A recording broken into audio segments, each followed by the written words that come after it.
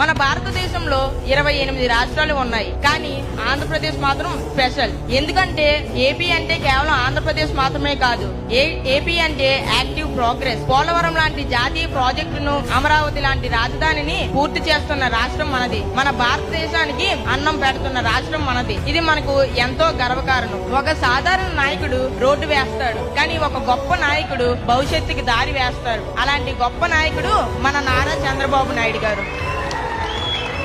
1995లో computer అంటే తెలియని రోజుల్లో హైదరాబాద్ ను సైబరాబాద్ గా మార్చిన గొప్ప నాయకుడు. ఇప్పుడు లక్షల మంది యువతకు ఐటీలో ఉద్యోగాలు వచ్చాయంటే దానికి కారణం చంద్రబాబు గారు. ఇప్పుడు భారతదేశంలో మొట్టమొదటిసారి అమరావతిలో క్వాంటమ్ వ్యాలీని కడుతున్నారు. ఒక క్వాంటమ్ కంప్యూటర్ సాధారణ కంప్యూటర్ కంటే 1000 రెట్లు వేగంగా పనిచేస్తుంది. హైదరాబాద్ ను సైబరాబాద్ గా మార్చినట్టు ఇప్పుడు మన అమరావతిని క్వాంటమ్ వ్యాలీగా మార్చనున్నారు. మన విశాఖ డేటా సెంటర్ హబ్ అవుతుంది. ఇది మనకు చాలా గర్వకారణం. మన చంద్రబాబు నాయుడు గారు 5 సంవత్సరాలకు కాదు 50 సంవత్సరాలకు ఆలోచిస్తారు. అందుకే ఆయనను విజనరీ ఆఫ్ ఇండియా అని అన్నారు.